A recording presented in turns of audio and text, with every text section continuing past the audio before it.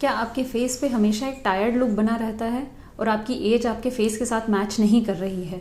So friends, your eyes can be one of the reasons for that.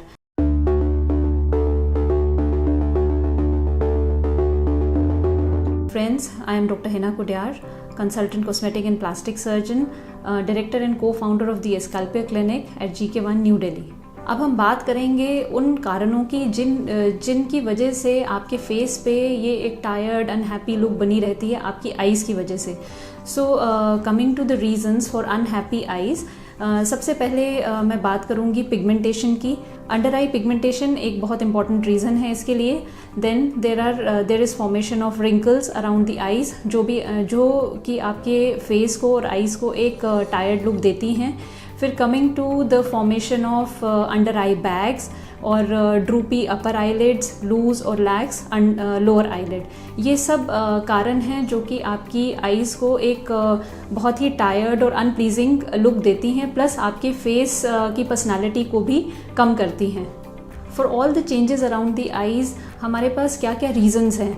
अपनी एक better understanding के लिए हम इन रीज़न्स को टेम्प्रेरी और परमानेंट में डिवाइड कर सकते हैं. Temporary reasons basically young patients में मोस्टली देखने को मिलते हैं, जैसे कि जो बहुत ज़्यादा एक्सेसिव स्क्रीन टाइम है, जो बहुत ज़्यादा एक्सपोज हो रहे हैं स्क्रीन को. दूसरा डिहाइड्रेशन है एक reason. Then unhealthy lifestyle, diet, इन सब रिकरेंट एलर्जीज़, इन सब रीज़न्स की वजह से भी ये सारी चेंजेस होती हैं आईज़ के around. Now as we age, अब जैसे ही एजिंग प्रोसेस की वजह से क्या होता है, जो कि स्ट्रक्चर्स और मसल्स अराउंड द आईज़ जो सपोर्ट करती हैं हमारी आईज़ को, आईलिड्स को, वो लैक्स हो जाती हैं, लूज़ हो जाती हैं.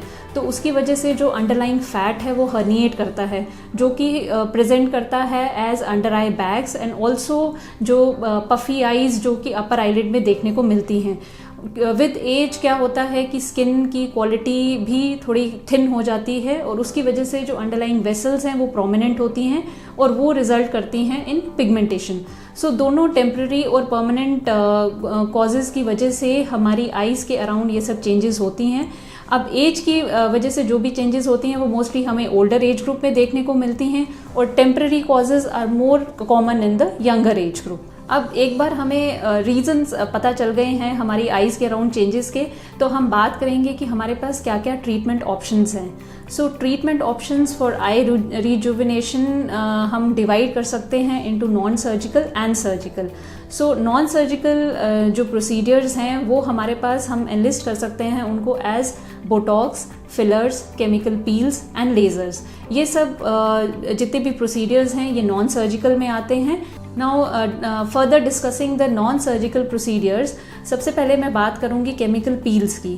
केमिकल पील्स प्लांट एक्सट्रैक्ट्स हैं जो कि स्पेसिफिक हम पिगमेंटेशन के लिए यूज़ करते हैं. ये अंडर आई पिगमेंटेशन के लिए बहुत ही हेल्पफुल रेमेडी है और इसको करेक्ट करने के लिए बहुत ही यूज़फुल है. Then the second very commonly used option is the botox. Botox एक न्यूरोटॉक्सिन है जो कि हम इंजेक्ट करते हैं to weaken the underlying muscles, क्योंकि जब हम अपनी फेशियल मसल्स को बहुत ज़्यादा एक्सप्रेस करते हैं तो विद एज उसकी वजह से फाइन लाइंस और रिंकल्स अपेयर हो जाते हैं और आईज़ के अराउंड जो फाइन लाइंस और रिंकल्स अपेयर होते हैं उसको हम क्रोज फीट बोलते हैं. बोटॉक्स हम यूज़ करते हैं फॉर क्रोज फीट और ये बेसिकली हम बोटॉक्स हम बेसिकली ओल्डर एज ग्रुप में यूज़ करते हैं to smoothen out the skin around the eyelids. Now the third procedure which we commonly do for enhancing or rejuvenating the eyes is the fillers.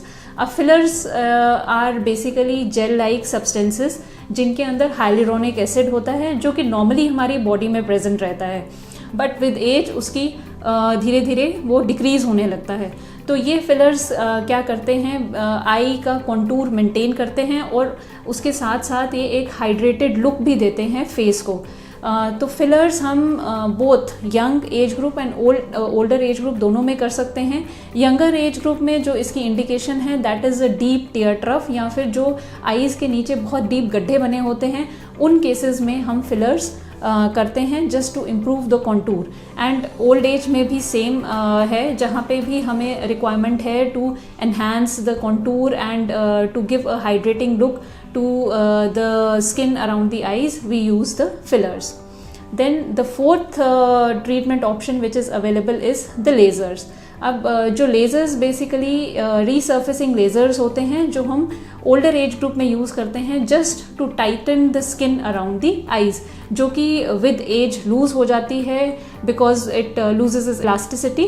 तो उन cases में हम रीसर्फेसिंग lasers use करते हैं to tighten the skin around the eyes. Now coming to the permanent solutions or the surgical remedies for eye rejuvenation. तो surgical remedies में हमारे पास दो तरह की सर्जरीज़ हैं, एक आईलिड सर्जरी और ब्लेफेरोप्लास्टी, और दूसरी सर्जरी है ब्राउ लिफ्ट. अब आईलिड सर्जरी हम कब करते हैं?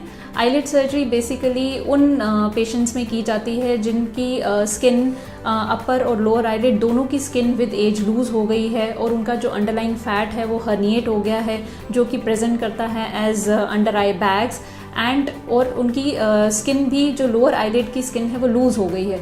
सो आईलिड सर्जरी पूरा ही जैसे अपर और लोअर आईलिड दोनों को एक बहुत ही यूथफुल अपीयरेंस देती है. इसमें हम स्किन, मसल और फैट इन तीनों चीज़ों के या तो सिंगल या फिर तीनों को कॉम्बिनेशन में हम उनको निकालते हैं ताकि हम एक यूथफुल अपीयरेंस दे सकें आईज़ को. दूसरा सर्जिकल ऑप्शन जो कि एनहांस करता है आपकी आईज को, that is brow lift. Brow lift उन पेशेंट्स में किया जाता है जिनमें एजिंग की वजह से ड्रूपी आईब्रोज हो जाती हैं और उसकी वजह से भी हमें एक बहुत ही अनहैप्पी लुक मिलता है फेस में. So along with the eyelid surgery, brow lift is also done to enhance the beauty of the eyes. So friends, अगर आपको लग रहा है कि it's high time that I should get rid of this tired and unhappy look on my face, so you can consult a specialist for that, and maybe with all the eye rejuvenation procedures which I have already talked about, you can get a fresh and happy look on your face. Friends, you have any queries regarding the topic, you can write to us, you can mail to us. You can also subscribe to our YouTube channel and press the bell icon for latest updates, and you can also follow us on our Instagram handle by the name of The Escalpier. Thank you.